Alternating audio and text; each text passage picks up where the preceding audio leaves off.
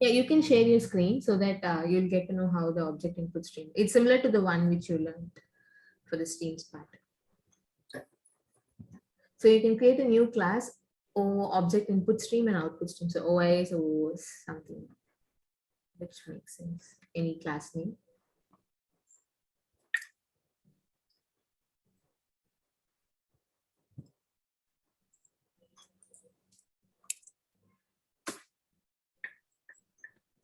There is something called as marshalling and unmarshalling. So this term will often hear going forward whenever we are trying to convert an XML to Pojo class or a Pojo class to a file or any kind of transformation where your object is coming on. Then we say these terms called marshal and unmarshal. So marshalling is like converting your data set in whichever format to an object, and then same thing converting in the reverse way is called as unmarshalling. So this particular thing can be done using again your stream classes, the object input stream and object output stream. You can have your main method in this.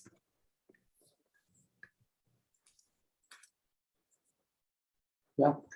Okay. So the same way, like the methods which you use earlier for read and write, the same things we have. The only difference is the purpose of this object output stream and input stream is it typecasts every data in the form of objects and not in the form of string or in the form of file buffer readers and all. But internally it uses those streams as well. So now you can create object input stream. So first we'll try to create an input stream.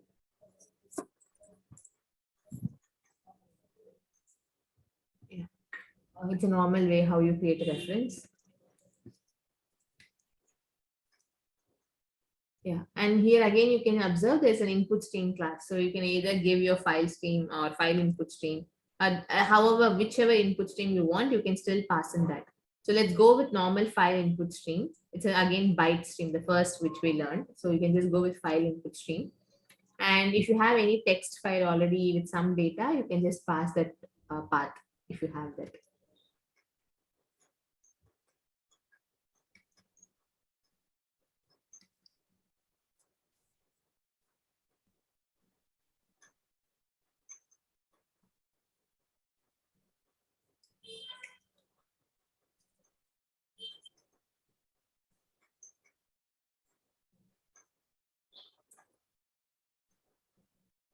Should I pass this in single quotes, right?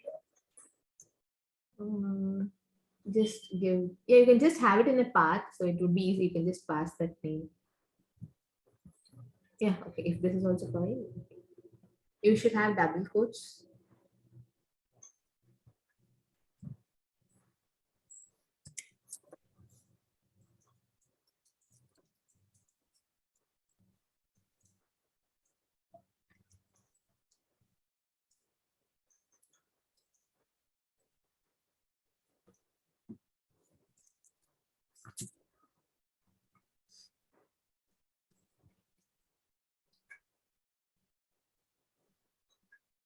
I think you should have your try catch it block or throws block.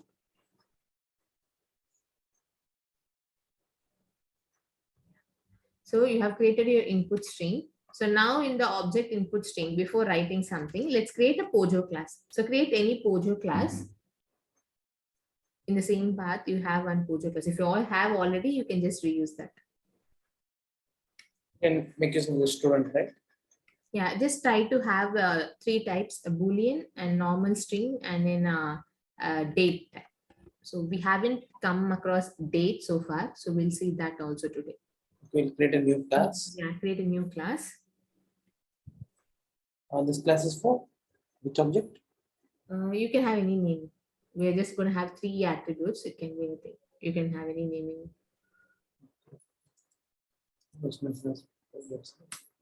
Okay. So have three attributes. One with string type and one with date. I'll tell you how to do that. If you just type capital D and give control space, you'll have a date coming from, not data, date. Yeah. You can see there are two things. One is Java SQL, another one is Java util. So whenever we try to communicate with databases like Oracle or Postgre, then we might use the Java SQL package because the date formats would be similar between the Java and the backend database. But if you want to have something date specific to your middleware, then we prefer to go with Java util. So now, right now, we'll go with Java util. When we come across the RDBMS and the JDBC API, we can use the SQL date. So just create a date reference. And then now create one Boolean data type. Yeah. And create your getters and setters and the default constructor, and if required, parameterized.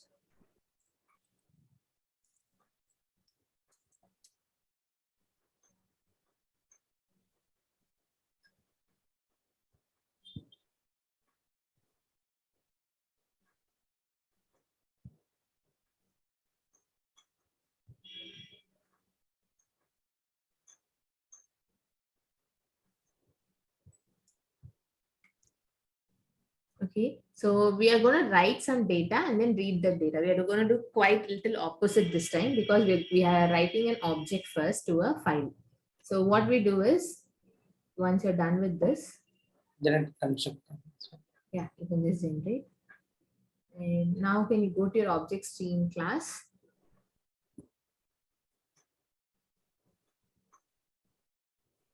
Yeah. So let's, since we have created a Pojo, we'll create a list. So like before that string path, we'll create a list of Pojo value list with array list. And add the parameterized constructor with the data. So array list of Pojo.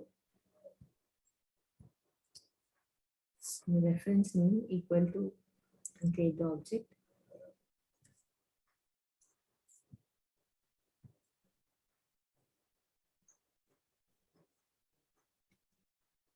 Yeah, so now you can have your al dot add of. After the array list object itself, you can do that. Yeah, just add to object al dot add of. So you need to create an object. So new Pojo, you have a parameterized constructor already. So just pass those three values. So now when it comes to data, date related thing, you can't pass your object directly. So date is again a class similar to your string. So whenever we need to create a date, what we have to do is we have to create an object. So below like before array list, we'll create one object called date. So just type date again, which is coming from util, and have a reference equal to new control space. I think the date is not imported, the package. And import that package. Let's give control space. Now after new, you can give control space. So you see again a date with multiple things. So first you can just give first date object default constructor. Yeah, just give semicolon and use that date over the add path, the second attribute. Okay. So let's see what actually the date is getting printed out, which format is actually date is in. So you can, I think, you have to add semicolon that is getting missed. Yeah. Yeah, you can just print the date. Yeah, now just print, execute this file.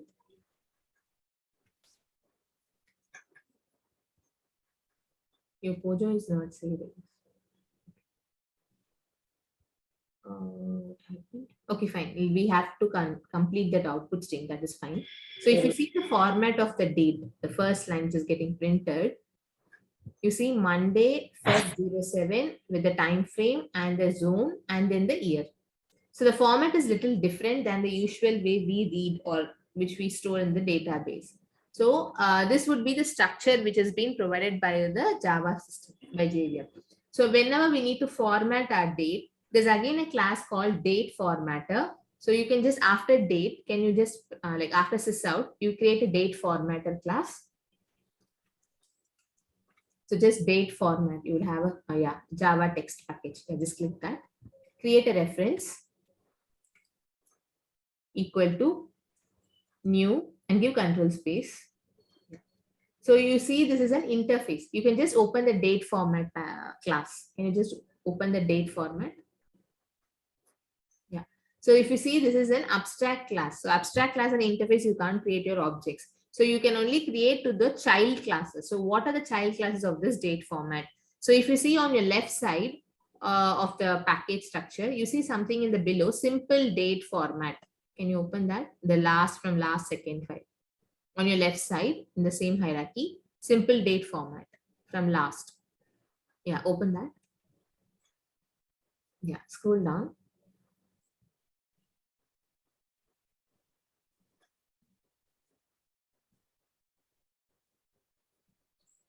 Too much documentation. Yeah, yeah. So if you see this one, the simple date format extends date format. So the abstract class, this abstract class is a date format, which is a parent, and the simple date format is one of the child. So similar way, you have multiple classes. You have message format, you have date format. So multiple classes are available. So what we're going to do is in this simple date format, this is a child. So we create an object with this. Now, can you give Control O and see what are the methods you have in this class? Yeah, can you scroll down? These are the variables. Yeah, so if you see the simple date format constructor is again overloaded, and below you can see format methods. So where you can format with the position or the date which you want, or you can actually sub-format your data set. And if you come down, you can see again zone related matching. Like if you wanted to have a different zone, IST, GMT, based on that, you can format your data. And then you can also evaluate whether the number of days is this much, what is the digit value, everything you can evaluate, and all those methods are available in this particular class. So right now we'll just format this particular date into the format of usual MMDDYY. We'll see that. So now go to the object output stream. What is this red and green square and subdomain? Yeah, so you can open that initialize. You can just open that. So if you see, there is a private method. Okay. Okay, now can you give Control O again? And you can go to the 0 digit, the variable which you have above. So whichever has a specific characteristics, right? You can select any one of the variables which are in red. Yeah. So if you see, that is again with a transient keyword. So wherever you have a special character which is not exposed or which is not accessed outside your classes, then we have this keywords, and that defines that the green color and the red color. If it is green, it is accessible outside. If it is red, it is not accessible outside that easily. Okay. So now you can go to your object output stream class, input output stream class, where you're creating the date format. I think third file which is in your editor. Yeah, now here you give control space and create simple format, which is a child class. Just type simple date format. You'll get the first one. So in that, it's again overloaded method. So we need to format our date into a pattern, whatever pattern we are in need of. So you can use second one, the pattern, which is where it accepts a string. Select that. And you can just give a format, mm is in caps, within Double quotes, right? Yeah, within double quotes, capital double M, hyphen, small dd, yeah, hyphen, small yy. Okay, save this. Now, in your place where you have the date object, right? Create one more array list, al.add, the same way, and have one more data set. If you can just copy Array list, right? Copy 20th line, the al.add, and replace again. Means repaste it again. Change the name with some other value. And now instead of date, what you have to do is use date format object dot. So we are going to parse our data. So if you see, there are multiple methods: format, get calendar, and if you scroll down, you'll have your parse method as well. Right? So here, if you see the first one, the string source, which is going to give me a final date object. So you can select that parse. The first parse, okay. Yeah, the first parse. And where you're going to pass the string data in the format of MMDDYY. So you can just give today's date, 02-07- 2022. Okay. Save it. And yeah, you have other, what is it? I think it's an exception handling part. Yeah, you just throw that exception. So what we're doing is, anyway, the particular object will accept only a date object. So instead of creating as a new date, I'm passing the date in the format of what I needed. So you can also print the AL object, and you can have a toString method in your Pojo to see what is getting printed.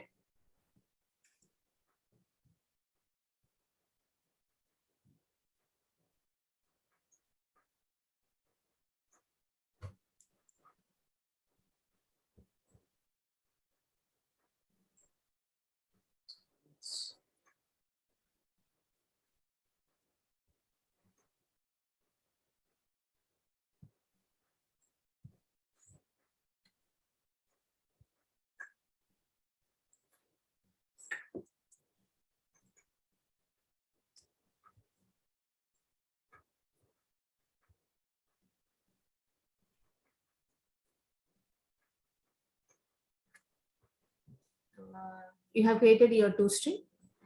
Yeah. Okay. So have you edited that? Like what data you wanted to print, the format of your toString? Okay, cool. Now save this and then go to your object input output stream. And after that AL22 line, just print your AL object.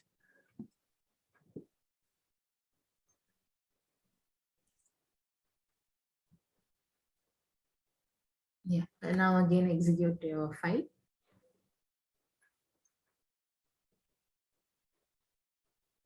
Okay.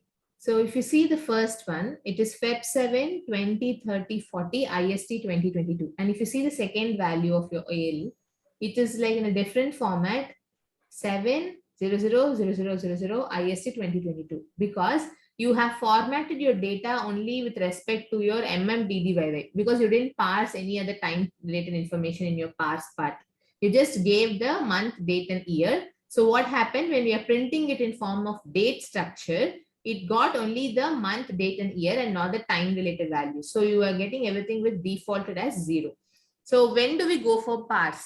So whenever we wanted to have only a structure of data, we don't want to format the data structure, but something in the date format, but we have only limited information. Say example, from the GUI, the user is creating his account today. And today's date is in the format of DDMMYY in the front end application. So in the back end, we'll not get the time frame. We'll just have these things. But in the database, you're trying to store in the format of time frame also. So in that case, what we do is we pass this in this format. So we get the string from front end, we pass that string into this parse, and we save it in the back end in the form of date.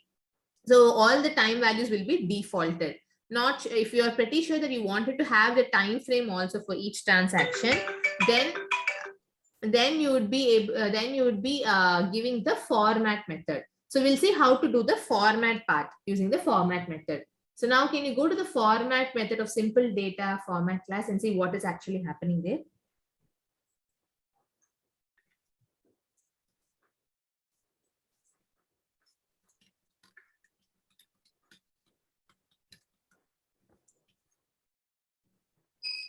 The first format.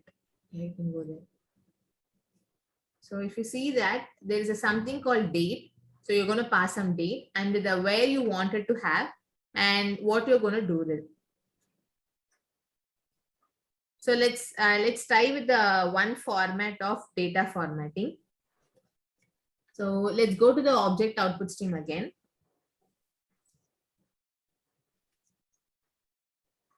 Yeah. So we'll have one more array list. Create one more array list object. No, the same after 22, add one more entry in the same list. One more object, right? Yeah, one more object.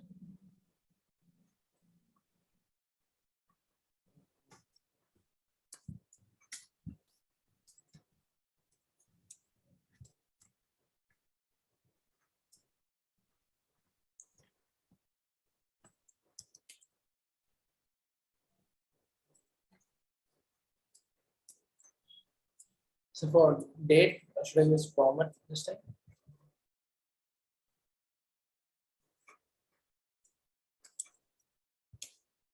No, don't give data a df.parse. We'll try a different one this time.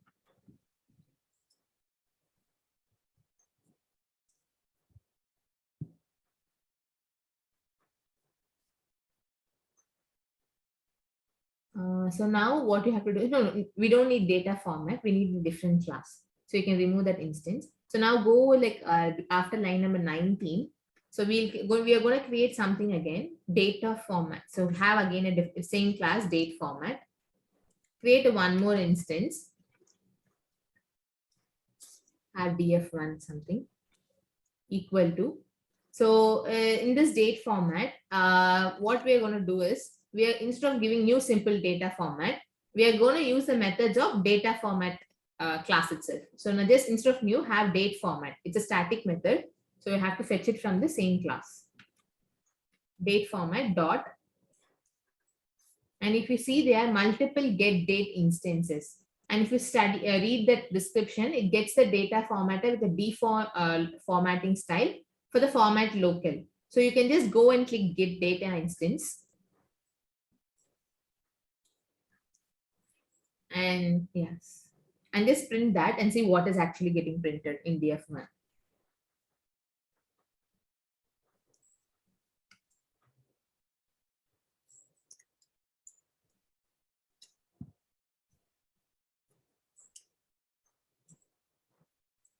As of now, you can comment that. Yeah, you can execute. Okay. So this is an object. It's getting printed in the object format, which is coming from text package. So what we're going to do is, we're going to get the date in the structure what we wanted. So there is again a class called calendar. You can just type calendar after that sysout. Capital C, yeah, and give control space. So there is again a util package. You can just go to that class. Yeah, go into it. Yeah. So you can see there are multiple interfaces: serializable, clonable, comparable. So you have learned about comparable earlier. You learned, at least you have heard about clonable in the object class methods when you're trying to use clone method, but you haven't used serializable, right? So we'll use that when we're trying to use object input stream and output stream classes. I'll let you know what is the purpose of that. So now can you give control O here? Yeah, just scroll down and see the methods you have here. Yeah. So you can see you have all the setter methods, and you can also have your getter methods, and you can actually get your entire data how you want it. So this is again something called as a pattern which you have learned earlier, the singleton pattern and the factory pattern. You learned two patterns, right? So now can you go and search get instance in this? You just type there, get instance. Yeah, just open that. So what is happening here? And someone say which design pattern does it fall into? Singleton, right? Yeah. So whenever we want to create an instance of calendar, we have a static method called get instance. And within that, if you open the create calendar, there is the place where actually creating the object of your calendar instance. Okay. If you see this, the structure would be little different, but the final object which you're getting as part of this method is your calendar instance. So which is a singleton design pattern. Okay. So now you can go to your object input output stream class, and then use calendar, create a reference, and then again calendar dot get instance, where you can create your instance of calendar.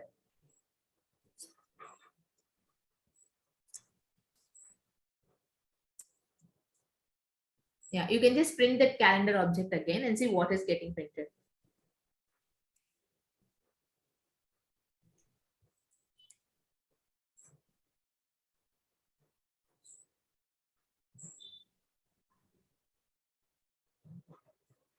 So if you see the data class name, it's a Gregorian calendar followed by all the fields, right? The lenient value, which type of calendar does it fall in, and what are the fields it has. You can just copy that line and paste it in the same text.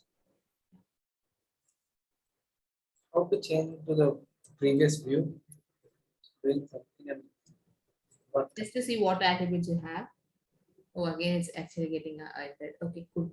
So if you see, there's something called Gregorian calendar.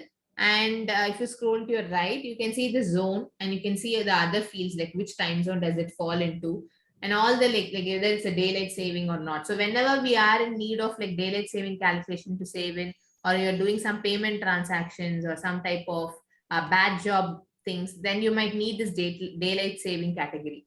And the other details of your calendar, what all things we might need to perform an operation, the month, number of days, what is the month number, other things, everything would be available in the format of these fields in your calendar. So whichever which is needed as part of your calendar, you can fetch that.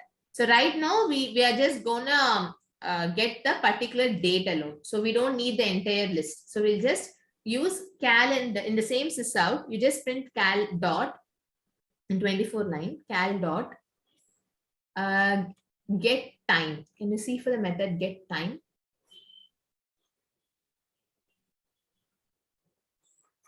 Time in minutes. No, you have a time method. Give time, you know. There's one more method. There's something called get time. Yeah, the second one, which is actually returning your data type of date. So we are now only considering date as an object. So we go with that, get time. And now execute again. So now you see the object is giving the same value as your date class, the month, Feb, and then the other details. The first value which is getting printed from your date object and the second one from your calendar object, both are in a similar structure. But I don't want in this format in the date. I just wanted to format into a different thing. Say I just wanted to have a string and not as an entire date format. So now this time we're going to convert our date into a string. Earlier using parse, we converted a string into a date. So this time we're going to do the reverse thing. We're going to parse our date into a string. So how are we going to do that? So anyway, we have a date format. So we are going to use the format method from it. So next line after this 24, use df1 dot C for the method format. And in the format, you can see it's again an overloaded method which is accepting the date. So what is the date you're getting it from? From your calendar.getTime. That is the object where you're getting the date value. So in the format method, pass cal.getTime.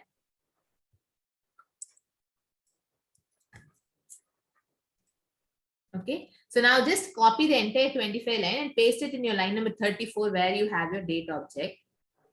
Or you can just print over there. Yeah, we'll do that. We'll print there, then we can pass it. You just give sys out and print it.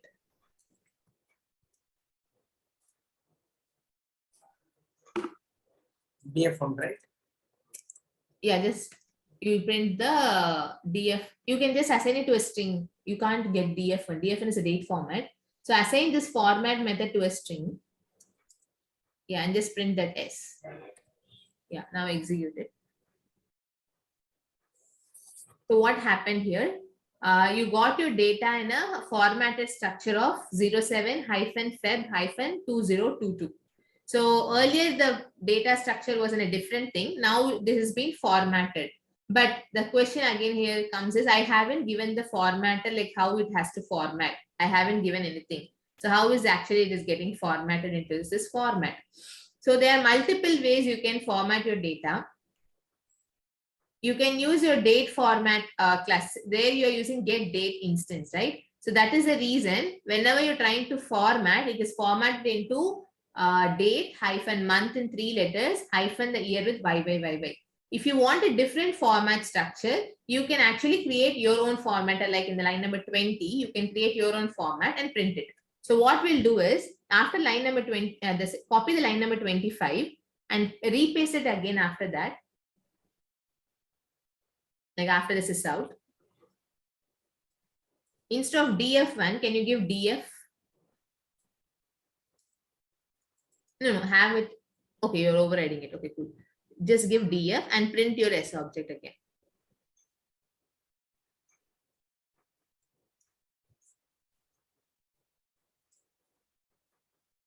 Yeah, execute it. So this time, if you see, it is in the format which you have used in line number 20. So 02 hyphen the date 07 hyphen 2022. So whichever format we are in need of, we can convert it and make it as a string. If you're pretty sure that you want only in date, then you have to use parse method. So these are the two methods. So there are multiple methods and calculations can be done using your date class, using calendar method or using date. But in Java 8, we have got explicitly a package called Joda API, Joda Time API, where you don't need to do all this calendar formatting, everything. Everything will be taken care from that package. So that we'll see when we start Java 8. It would be very interesting. But right now, it's just an awareness of date class, how to convert your date object into a string and convert the string to a date format. So that is what we have seen so far. So any queries so far in this conversions? No, sir. Okay. So now we'll see how to add your data. So you can go into the object, you can create one more thing called object output stream. So we'll write our object Pojo into a file and then we'll read it. So after sysout line number 38, create object output stream.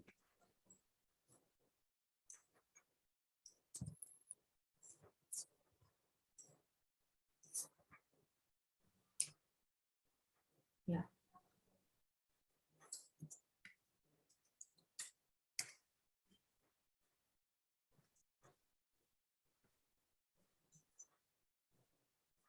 Yeah, so now in again object output stream, it will expect one type of output stream object. So you can go with file output stream. And you can pass the path which you have it already, or you can create your own file if you want to write a new one. Okay, save it. Now you already added the list, like in the list you have two objects right now, right? So now what you're going to do is we're going to iterate this list and then write everything into your object output stream object. Okay, so just use for each loop.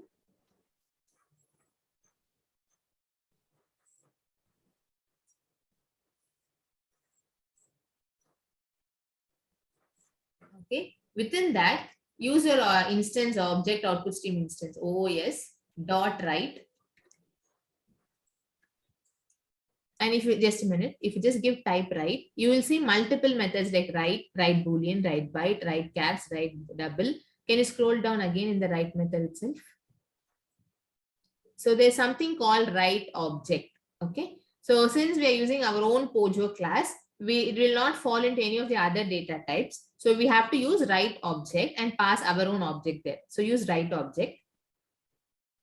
And within that, pass your instance POJO. Yeah. So now you can execute this one and see whether your file has been written completely or not.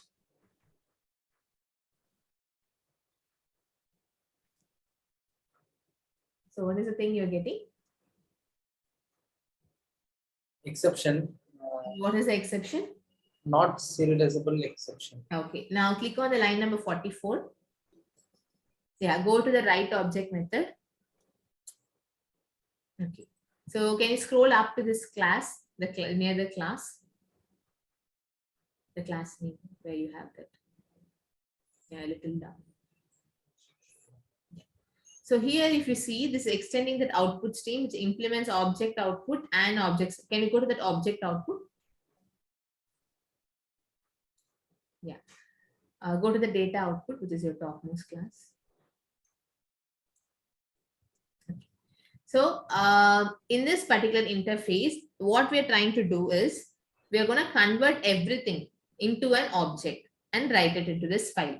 Same way the reverse is going to happen when you try to do unmarshalling. But what happens when you try to convert a Java object into a file? So what is serializing is actually does? What does serializing actually does? Did I cover anyway before the serialization word? Did I come across that? Okay. Okay. So this serializable is a marker interface. So what is a marker interface in that case is it doesn't have any methods. You can just go to your object or you can go to a pojo.java file, the one object stream which you created, the model class. Go to the top. After your class name, Pojo, just give implements.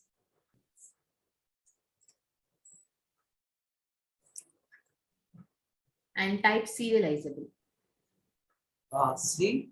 Serializable, SSCR, serializable. And give control space. Yeah, go into that. Now go into that particular interface, serializable, and give Control O.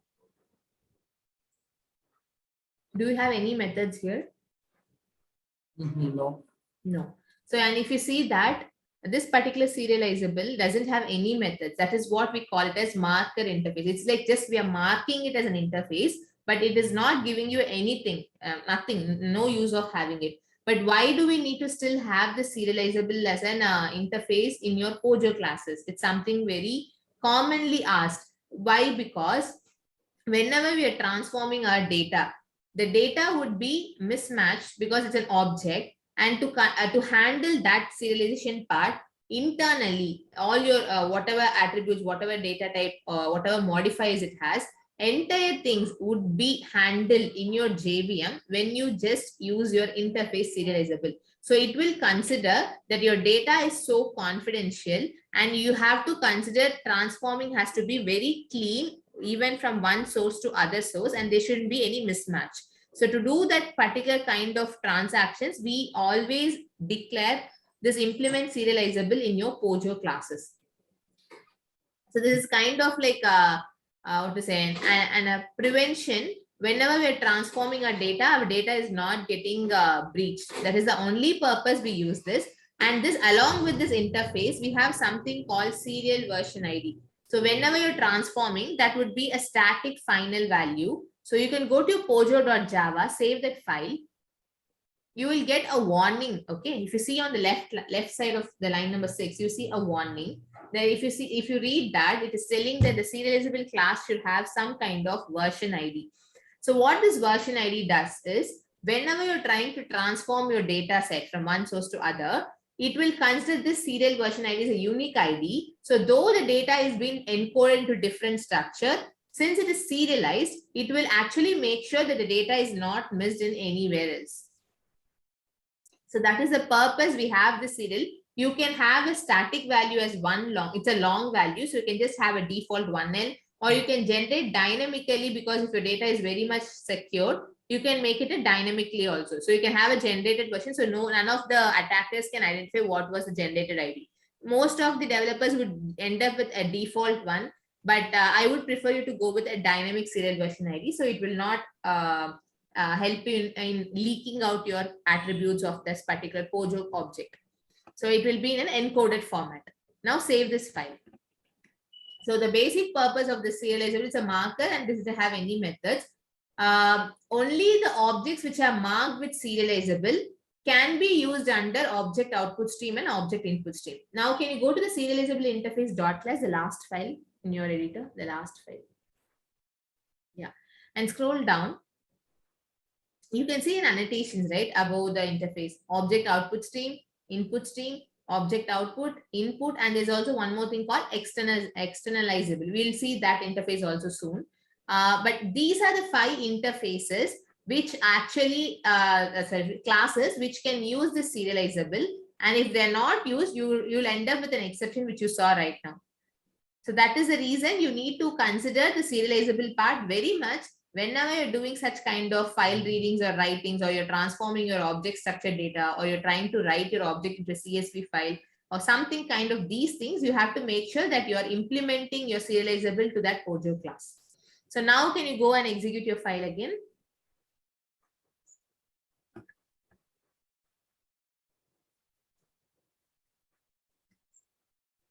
So did you get error this time?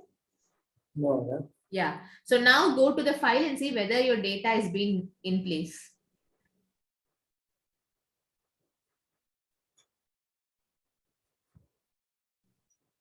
So your data is not in the format of what you sent. It is in a different encoded format, right?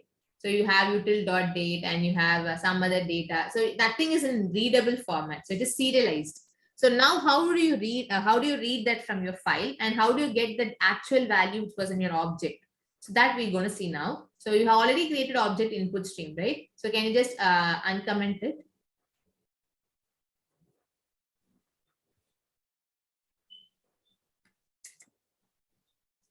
So you can just pass the same path. Okay, you can just cut that 37 and paste it below.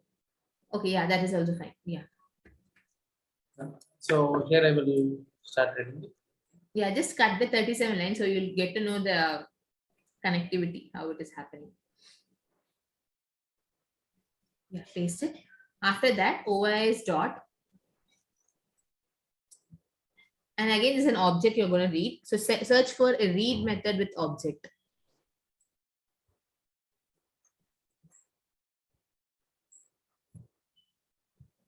Yeah, use that. So that is returning you what? It's returning an object class. So just create a reference object and some reference and save that. Object for Pojo class, right?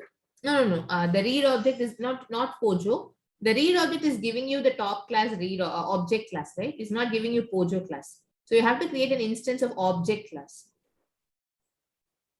Like in line number 49, create object a reference equal to and then that value. You just cut that, and paste it in 49. Yeah, object and some reference O or something. Yeah. So now this is the structure it is actually returning it.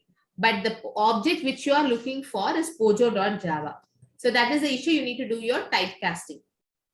So in that case, you have to typecast to your Pojo. Okay. Yeah. So after that, in the next line, create a Pojo reference